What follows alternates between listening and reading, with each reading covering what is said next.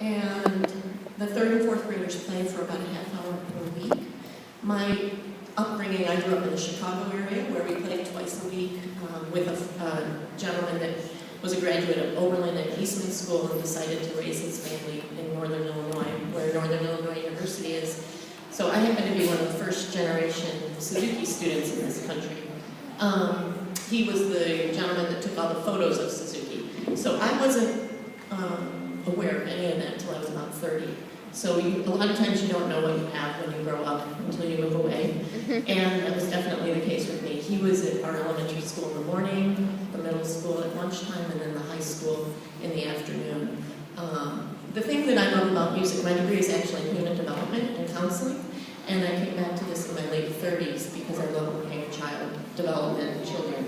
The violin is basically a vehicle to teach discipline, excellence. It can make really bad sounds, it can make really good sounds. To get a very good sound, you have to be a scientist, really. And you have to try to work on your bow hold, you have to work on your posture, and you don't really get a good sound just by chance. So the children that are able to put in more time always excel more. There's just no magic, there's no born violinist, there's nobody that's talented other than by putting in the time. So it's kind of a great equalizer. You can have a really high IQ or be the best football player. I was an athlete in college. There's just no magic formula other than putting in the time. So it transfers really greatly to corporate world later. If anybody's going to run a company, they know how to break things down. So that's really why I do what I do. So the children have been asking me a lot of questions this morning. So here's what we're going to do. We are playing Chicken on a Fence Post, which is a demonstration of all 4 strings. And the rhythm is Mississippi, Texas, or Tucka Tucka Stop Stop. Dr. Suzuki chose that rhythm because it's the beginning of the violin concerto for 2 violins in Book 4. All of the literature is classical music in the Suzuki method. It's not about the books as much as the philosophy.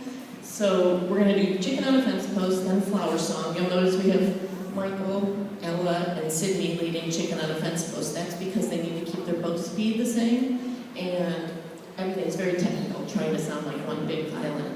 So it will be Chicken on a Fence Post, Flower Song, which introduces the F sharp, Monkey Song, and we have a few people that are going to sing the words for that. Tess is going to remind me. And Twinkle Variation A.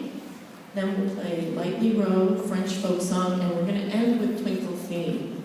Okay, so the Twinkle Theme was written by Mozart for his mom. So since Mother's Day is coming up, it's kind of appropriate.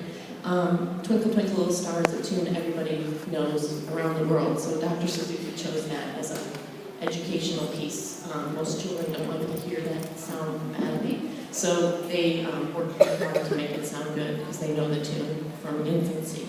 So without further ado, Michael and Sydney and Ella are going to lead us with Chicken on a Fence Post, and I will do the introduction. Phoebe's going to play with the piano on the rest, so they get 2 measures rest in between every string so that they can think to get to the next string. So thank you for being here.